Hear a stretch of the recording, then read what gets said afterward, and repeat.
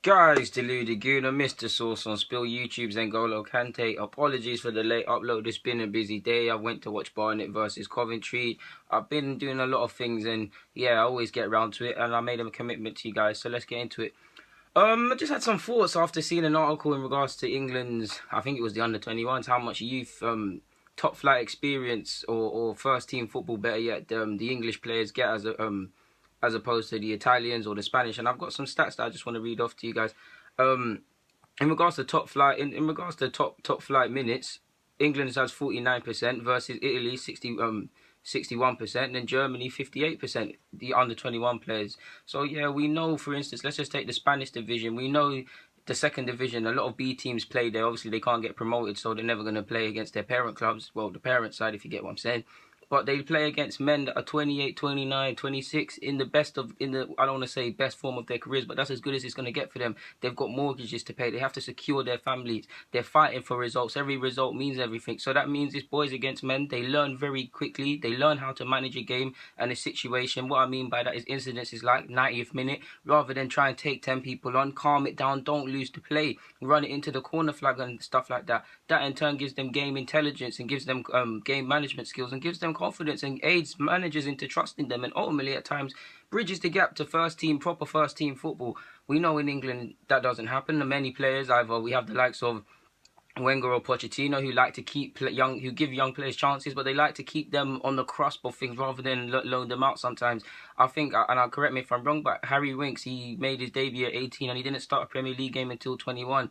Portugal actually have similar, off topic, Portugal actually have similar stats to us. It's not just England. The under-21s in the second division and first division in Portugal is lagging behind as opposed to their things. But yeah, in England, we know we like I just said before I got lost, Pochettino and Wenger and other players like that. Even Rafa Benitez with their young keeper Woodman, keep them around the side, give them hunger, let them fight. Maybe when it gets to the point where they really need first team football, go out on loan.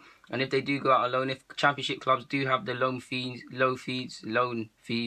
to pay for them and the resources, they do it. Sometimes it plays great, like you see in Onoma, he's getting a lot of football at Villa.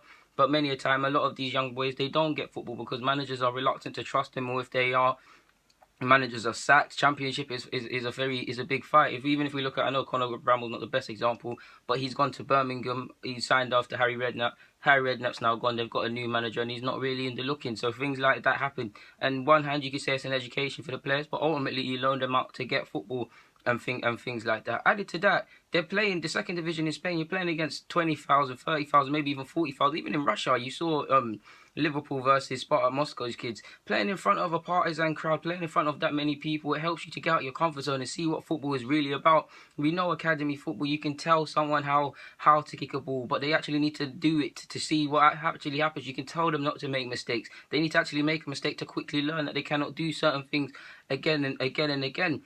So you get where I'm going with that. I mean, you look at the experience, a lot of the under-21s or that sort of age group, the German players and the Italian players, Pellegrini of Roma / ex Sassuolo, I believe. Correct me if I'm wrong.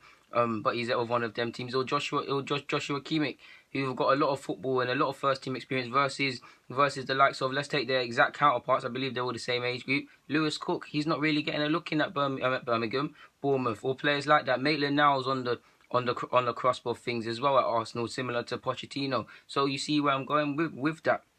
You are lagging behind on a mad one, but it's no surprise. I mean, when you consider all of these things I've just said, England have the most, just a light point on coaching, most expensive coaching qualifications, hardest to obtain, longest waiting lists and things like that, the least qualified coaches. So obviously, if you don't invest in coaches and scouts, but if you don't invest in coaches, how can your players get better? It's no surprise you look at the likes of Kimmich and these players' intelligence versus their English experience, versus their English counterparts. They're exposed to experience. These things are not accidental. These things are happening on purpose, and the FA has to hang its head in shame because they are ultimately at fault for the running of these sort of courses and things like that. In regards to what I've just made this whole video about, of course, the clubs, the managers, and the whole greed of the Premier League and not living within having to live within your means and everything adds to this. Now, I'm not saying every kid shouldn't just be given a chance for being young, and some young players just aren't good enough, but a lot of players should be having way more first team football than this. A lot of them are, especially, I know we say this a lot with England, but especially I'd say the under under-17s up until the 20s. There's a very good crop of players collectively throughout that, especially the under-21s are very good, and some that were under-20s have now gone, and Omar, Maitland-Niles, Kyle Walker-Peters, etc.